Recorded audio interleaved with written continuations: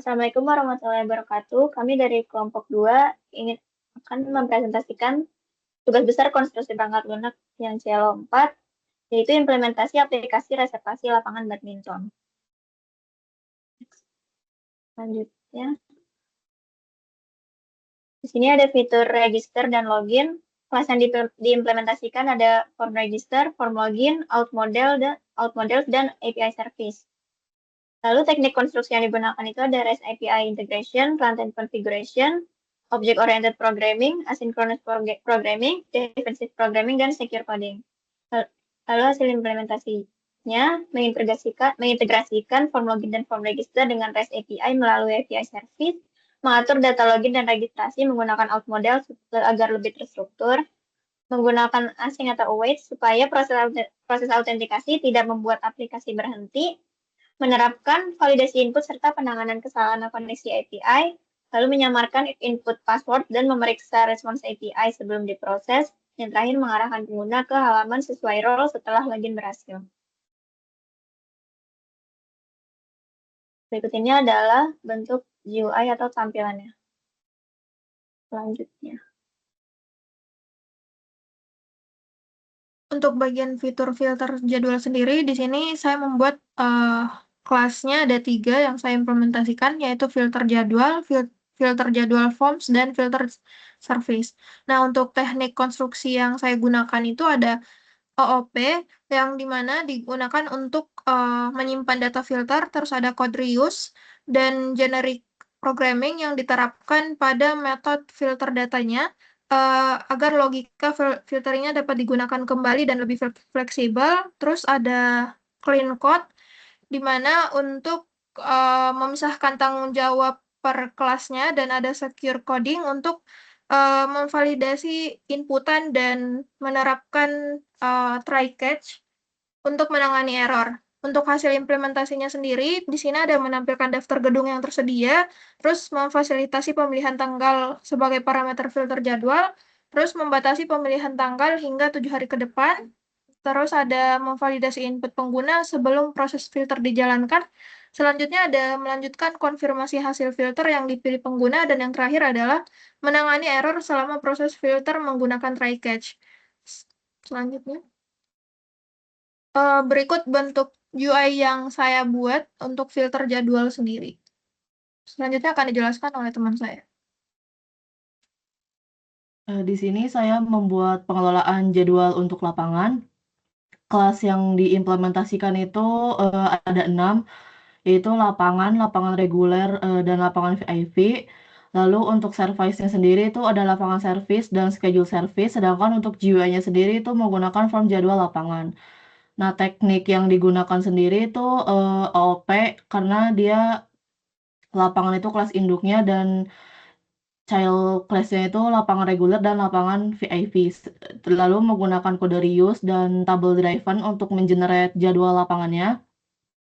Lalu menggunakan clean code dan secure coding. Nah, dari modul saya ini dihasilkan nantinya akan menampilkan lapangan berdasarkan gedung yang dipilih, gedung dan tanggal yang dipilih pada filter jadwal sebelumnya. Lalu menampilkan informasi lapangan reguler dan VIP seperti fasilitasnya. Lalu menghasilkan jadwal lapangan secara otomatis juga. Di situ juga akan menampilkan status jadwalnya tersedia atau sudah terbooking.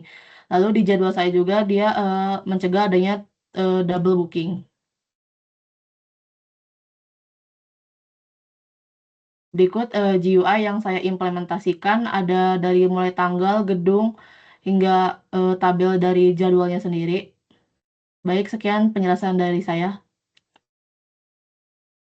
Selanjutnya itu tentang reservasi. Di sini ada 5 kelas. Yang pertama itu booking, booking state, booking service, payment service, dan form booking, yaitu GUI-nya sendiri. Untuk teknik konstruksi yang digunakan itu ada OOP, ada automata. Automata itu digunakan untuk cycle-nya, perubahan status kayak pending, complete, cancel. Terus yang ketiga ada table driven, dan yang terakhir itu clean code. Untuk hasil implementasinya itu, reservasi lapangan berhasil dilakukan sesuai jadwal yang dipilih, perhitungan biaya dilakukan secara otomatis, sistem mencegah double booking.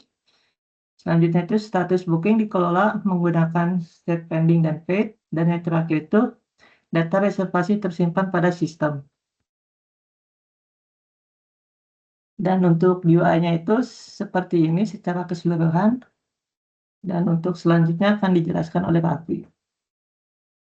Oke, kelas yang saya implementasikan ada app config, config service, generic repository, harga service, form admin config, form riwayat booking customer. Teknik konstruksi yang digunakan ada OOP, design pattern singleton, runtime configuration, alasannya agar bisa mengkonfigurasikan harga pajak dan diskon tanpa perlu ke program. Selanjutnya ada generic, jadi di sini saya bisa lebih rapih dan mudah dikembangkan. Untuk selanjutnya ada clean code dan secure coding. Hasil implementasinya itu menerapkan singleton dan runtime config untuk pengaturan pajak dan diskon dinamis tanpa compile ulang, membangun generic repository untuk mengelola dan menyaring riwayat data secara efisien, memusatkan logika kalkulasi total biaya pada harga servis, membuat GUI berbasis peran untuk konfigurasi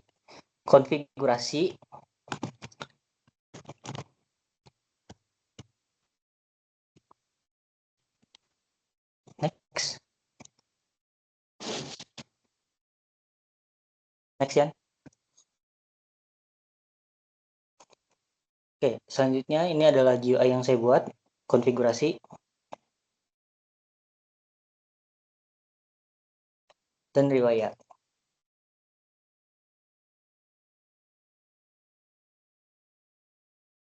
Oke, sekian penjelasan dari kelompok kami. Selanjutnya kita akan melakukan demo.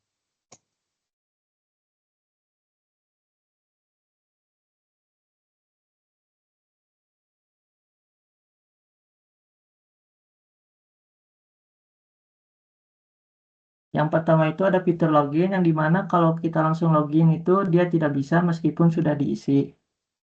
Ini contohnya.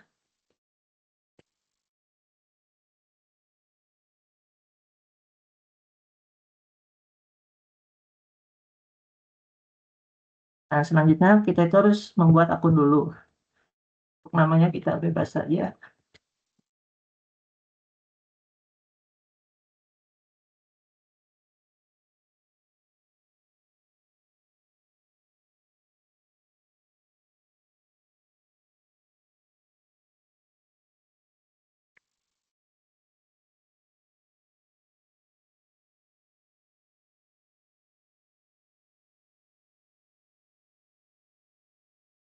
Nah, setelah registrasi kita baru bisa memaksimalkannya.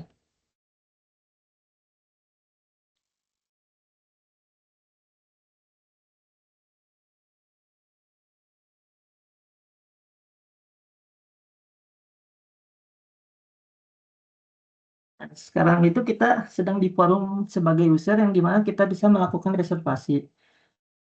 Yang dimana reservasi ini kita bisa memilih hari, bisa untuk 7 hari ke depan dari tanggal 22 hingga 29. Misalnya kita memilih tanggal 24 dan untuk gedungnya sendiri kita memilih gedung B.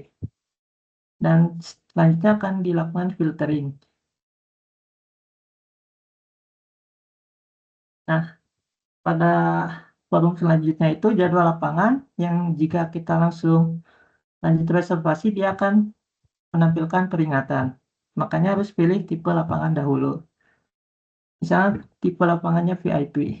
Dan di sini ada jamnya dimulai dari jam 8 sampai jam 3 untuk jadwal pertama. Jadwal kedua itu dimulai dari jam 3 sampai jam 10.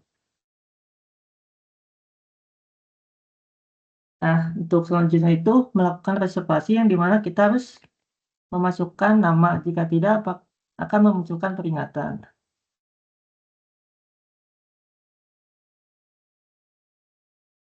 Untuk jamnya itu bisa 08.00 ataupun langsung seperti jam 8. Untuk durasinya misal 6 jam.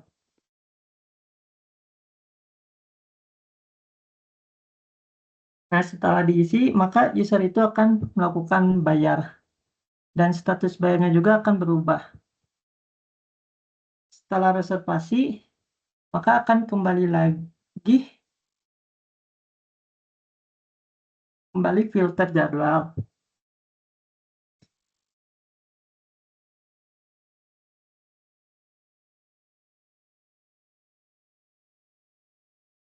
Nah, di sini kita bisa melihat riwayatnya dahulu. Terus, sekarang kita melakukan logout. Dan kita juga bisa memasukkan email yang adminnya.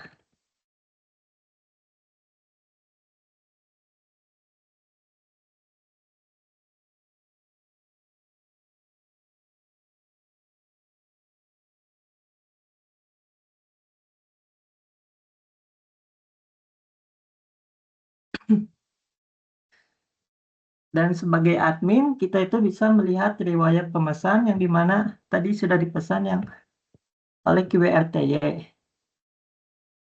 Dan di konfigurasi ini, admin bisa mengatur jumlah pajak dan jumlah diskon.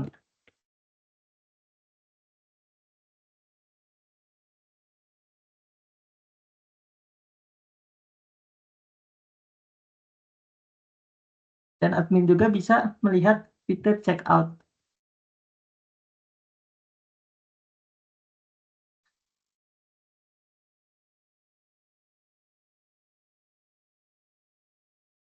Sekian saja. Terima kasih untuk demo kali ini.